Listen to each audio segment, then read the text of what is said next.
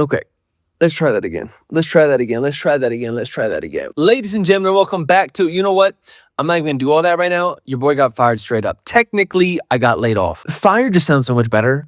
Laid off sounds like you're sitting in like an HR office and a woman in a beige suit slides a paper across the table. There's probably one lone Fiji bottle sitting on there.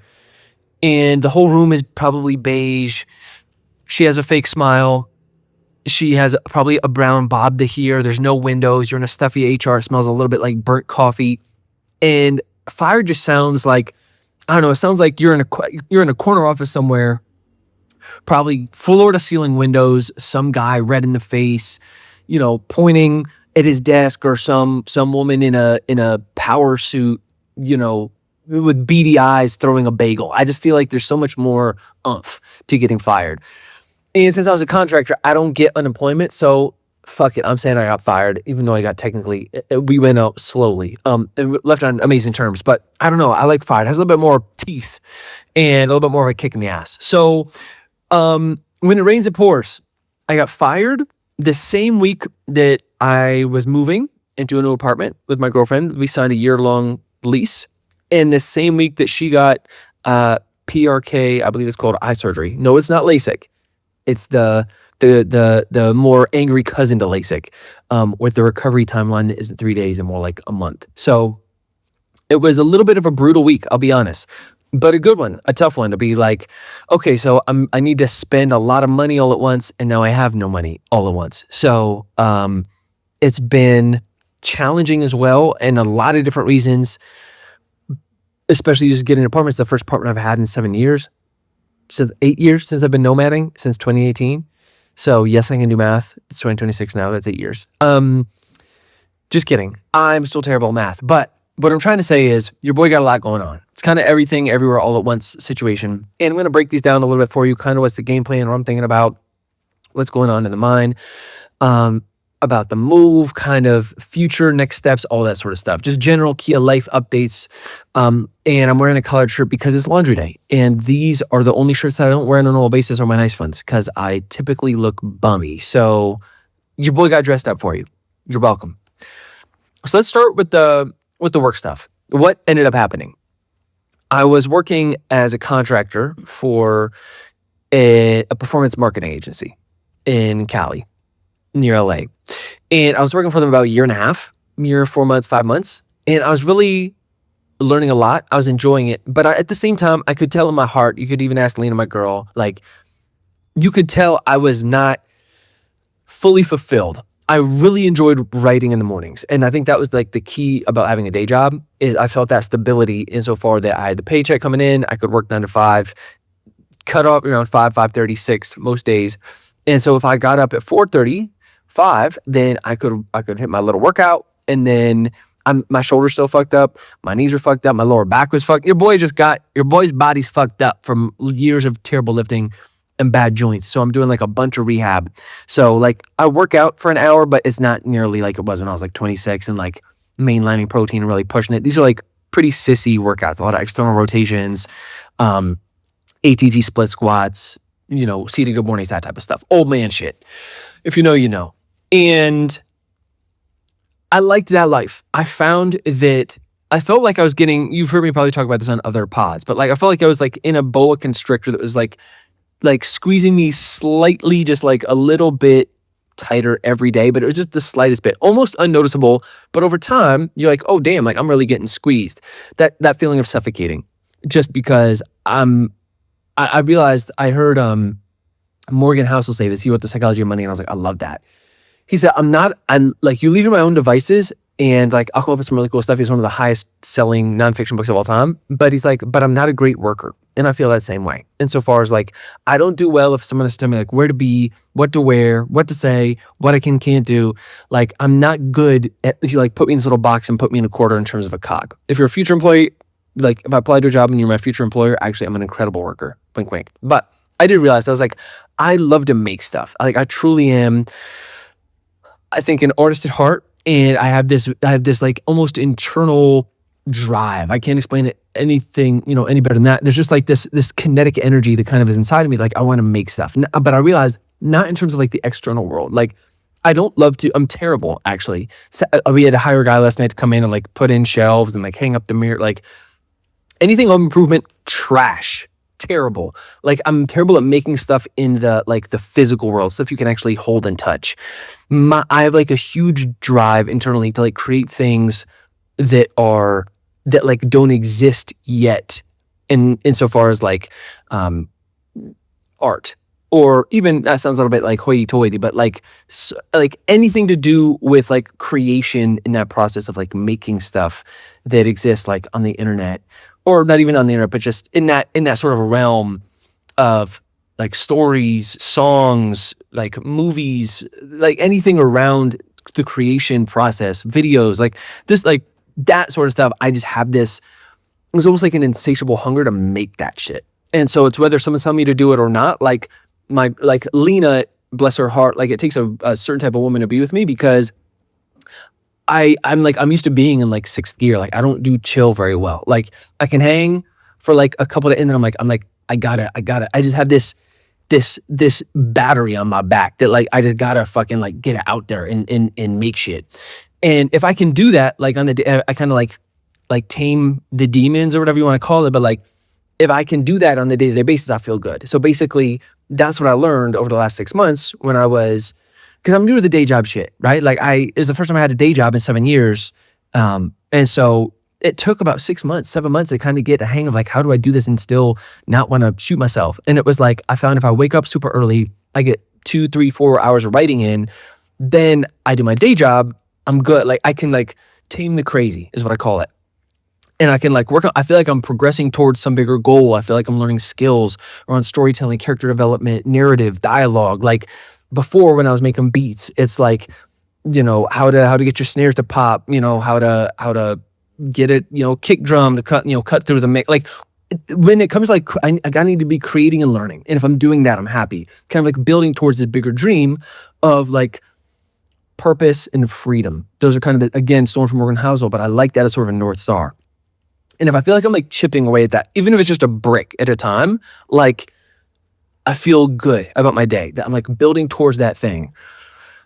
And so I was feeling good. And then I popped on with there's like multiple, because it's, you know, typical. I had like multiple layers of bosses, and I popped on with not my boss, but like my big boss. And there's like, and then we hopped on, and then the big boss hopped on the Zoom, and I was like, oh, it's over for me. And I could kind of see it going that way anyways, because we had a couple big accounts, and one of them I was like kind of pulling the plug, and it was kind of active shiesty. I was like, I think I'm gonna get cut. And I did. And it was a nice little kick in the ass, because I've been feeling this way for a while, that it was going this way, and feeling like a little bit that when I'm in a day job, I feel like I'm learning a lot, but I don't have to keep all my swords sharp. Like there's something about the hunting, like the hunting, I guess, of clients, of projects, of prospects, of customers, that like it engages a certain part of the brain that when I was working sales, like I really like that being turned on, like this idea of like how do you get new customers? How do you talk to like the whole customer acquisition, client acquisition strategy, sales enablement, basically. I really love that process.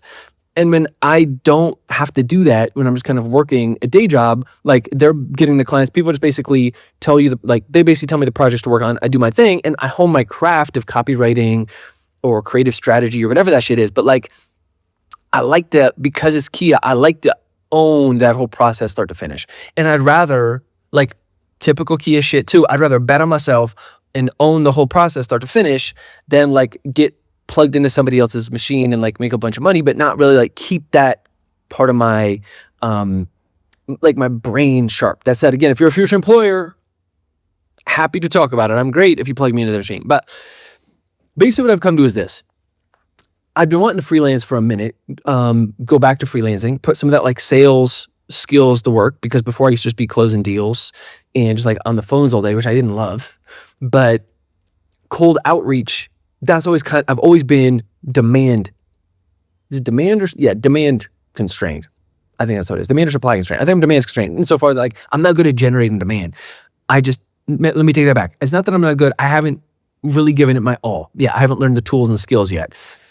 in terms of like cold outreach and like drumming up that business. In terms of like cold email outreach, I've slid into like a bunch of DMs, done like the Loom thing, but like in terms of like cold outreach at scale, I've never really learned that. I've always paid somebody else to do it for me. And I realized like it's about time that I just learn those skills. Like this is a good kick in the ass. It's time to actually like learn what it means to like create the cold outreach email engine at scale, build those skills. And then one, that's something I could always sell to other people, you know, in terms of like getting clients. And two, that way I don't ever have to rely on anybody else to get me clients. Like it's something that I feel good just being able to like pull that lever and get clients when I need to, creating that kind of like just creating a system. It's like anything else, learning skills, creating a system. So that's kind of where I'm at. I'm going back into freelancing as a copywriter, creative strategist, which is what I was doing for the agency. And the dream is still author life, but building that on the side and using the skills. And it's, you know, I still like writing and in this kind of internet online marketing world, I still have a lot of skills I can offer. But excuse me, I think that it would be nice instead of having like all of my income tied to just one source, that way I can have it like over multiple clients. And that way, if one drops, I don't lose my whole income, and I don't need like a zillion bucks to be happy. I'm really looking to build a lifestyle business here where I have the time to like build my fiction empire. Cause that, like I said, that's really the long-term goal. So I'm thinking if I can get 2, 3, 4 clients at like 3, 4, 5 grand a piece, I'm sitting pretty. I can service the clients, still have time to do my writing. So that's the goal. And I've been building up the cold outreach thing these last 2 weeks, warming up a couple different email accounts, like learning about the tools, like scraping, like all that sort of shit that goes into generating leads. And I'm excited to start like dialing that in. So I feel good about the work stuff. Unfortunately, the writing has totally taken a back seat, especially because I've been moving. Lena had the surgery, and I'm like, you know, making money at this point is more important than like just writing my books. But I was chill, like I had my little routine down. I had like books on the back burner. Like I had my own little system in terms of that shit. I had my like novellas cranking. I got some joints coming out I'm excited about, but it's all right now on hold until I can actually feed us and pay rent. So that is like priority number one. And so I'm putting some things in place to get that going.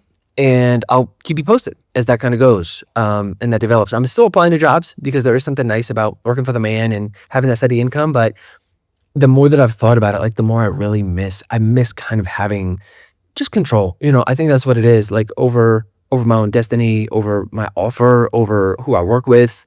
That was one thing. The last agency I didn't love was like working with clients that I just generally like didn't fuck with. And I didn't say anything about it, but like, it's not like I'm like Mr. Moral, like in this internet marketing world, there's a lot of like weird shiesty shit that goes on, but I'm like, if I can, I'd rather have more control over the people that I generally work with and build those relationships myself, you know? So I thought about diving back into that and then scaling my little, you know, fiction empire on the side and still getting better every day with the writing, learning about that. But, you know, that's a slow grind. That's not something that I know is going to pop overnight. I don't expect it to, but like, I'm good at just playing that long game. And if it's like, okay, but I'm 34 now, if in like 10 years, by the time I'm like 45, I can live off just the writing books. It's like, cool. If I can do it in 5 years, sweet. If I can do it in 10, awesome. If I do it in 20, I do it in 20, but, I'll make it happen at some point, or who knows, maybe that dream changes, but like eventually I'll get there, whatever that manifests as like the purpose and freedom bit, but like at least building towards it. They always say like the process is the fucking best part. And I feel it like when I'm on the path, when I feel like I'm like on my path, I have clarity, just like showing up every day, doing my art shit, building that dream. I feel good.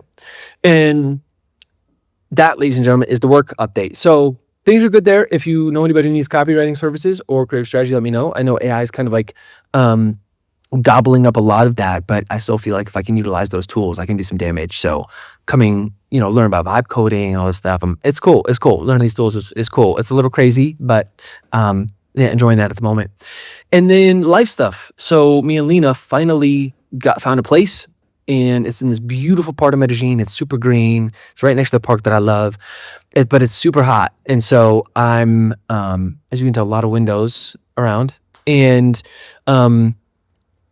I'm adjusting, I think, to the fact that like I now have more than just 2 suitcases full of stuff, and that's been like an adjustment. I'm not gonna lie. I'm used to like super minimal living. Like everything I own is on my back that I can basically like, carry with me. And it's been interesting, like buying a refrigerator and buying a washing machine and having plants and like all these things that like normal people have when you are a nice domesticated man. But been kind of a mindfuck. I've been struggling with it a little bit. I've been talking to Lena about it, like just because it's like I am so used to just having like everything that I have is what I need rather than just being like, let me just like I just don't like having the burden of stuff. I just don't like a lot of stuff. I want to, again, it feels, I know this isn't, it's a false dichotomy, but I feel like every dollar I spend that's like just on shit is like a dollar that I could have put towards like investing or like towards my dream of like being a free man. And so I don't have to like do bullshit stuff I don't want to do anymore. But I know it doesn't exactly work like that, and you got to happy wife, happy life. So working on that, but it's challenged me in a lot of ways, and learning, growing, having those conversations is interesting. It's a nice little spot. It's a lot of natural light, but it gets really hot in the day. So I've been looking around at different co-working spots, and it'll be interesting. It's my first time like ever just like posting up in a co-working. Probably gonna rent like a little mini office, having a little like private office away from the house, which will be a first as well. So a lot of adjustments there. And then Lena, it was like also the week of when all this went down, had her eye surgery. So she was in a lot of pain, basically like a big child. So I had to like, she couldn't cook. So I like make her meals and stuff. I was like in husband training. I hope I passed. We'll see if I did. But it's been good. I think these challenges always kind of like force you, whether it's the work stuff, whether it's like the moving, and the surgery with Lena, like these kind of intense moments, I think kind of force you to have those type of conversations, and also force you to look at yourself, right? Like we spend a lot of time doing like the just doing, and we don't spend a lot of time like, I think necessarily like really like examining or sometimes like brushing up against those limits. Or if we do, we don't necessarily like, I'm talking about like speaking for myself here, maybe you do. Like it's not until I'm up against those limits and I feel a friction that I'm like, oh man, I need to have this conversation because it's on my chest. I need to think about this. I need to think through this because it's like really like looking me dead in the face now, like losing the job. It's like, okay, Kia, so what are you gonna do? And it's like, yeah, like this cold outreach shit, the skills, like these are skills I needed to learn for a long time. Probably should have learned, but like we kept putting off. It's like, okay, let's do it. Same with like the moving thing, like with Lena, like you can't live out of 2 backpacks forever. It's like, these are probably some things I need to confront why, maybe some baggage there, terrible pun intended, in terms of like, why do I prefer that? Is it like, how much is enough? How much is too much? Like learning what those kind of boundaries are, but you don't always know what those are until, you brush up against. So I feel like kind of like a dog. I remember we had this dog, a chocolate lab. His name was Bosco. He's the first dog we ever had. He's a chocolate lab. Bosco, it was like this old school chocolate syrup. So it was a cute name. Totally my folks, credit to them for coming up with the cute name. But it was the only male dog we ever had. And I remember but there's like right when electric collars were becoming popular, like having an electric fence, so you didn't have to have a real fence.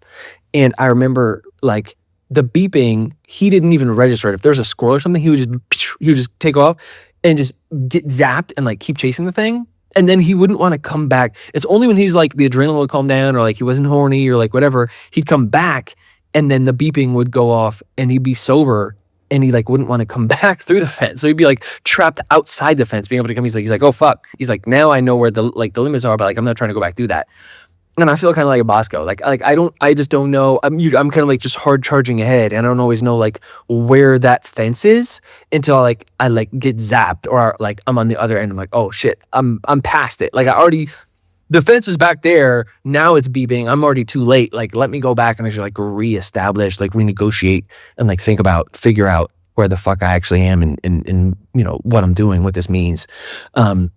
Because I like to go, and I think that is a differentiator, is not getting caught always thinking about shit, like just I had a business coach once, he's like, just take massive action. And I love that. It's like, you take enough just like messy, massive action, you'll kind of end up eventually in the right place because you get data, you get shocked, you come back, you say, okay, that's the limit over there. But just like that forward momentum. But it is good as someone who is always kind of moving fast. I think it is, and has that, like I said, that kind of that like impulse to want to take action. sometimes I can get caught like running down a path that I could have probably saved some headache if I had just stopped for a second and like literally be like, oh, I'm actually running down the wrong shit. So it goes. That's life. But learning good skills, and I'm really excited for this next chapter. I think having more freedom, learning again what it's like working with clients. Like a lot of these are like tools I used to have that there's rusty. I just got to brush them off. The sales skills, the client acquisition, the client, client service, how to keep clients happy. Other than having a little team, just it's all on me. So that putting offers together, all this stuff that I'm excited to test and iterate and build on. But there is like it's ironic. It's kind of a safety net you feel at the day job that is the illusion of a safety net, because like this, you can get fired and an hour later you have no income, compared to it's the illusion of safety. Whereas I think really what I'm looking for now is like something that seems less stable, but technically could be more. Like if you even out the peaks and valleys, I think of like something like a freelance career. If you have enough leads and enough input, it does look a little bit more like a straight line compared to these like jobs and job hunting and job acquisition. Unless you're like in one place and you're there for like 3 decades, of course I get it, but it feels like more like these like you're steady, of course, and then you maybe get like a little bit of a raise, and then these like big dips and you're like unemployed for 3 months.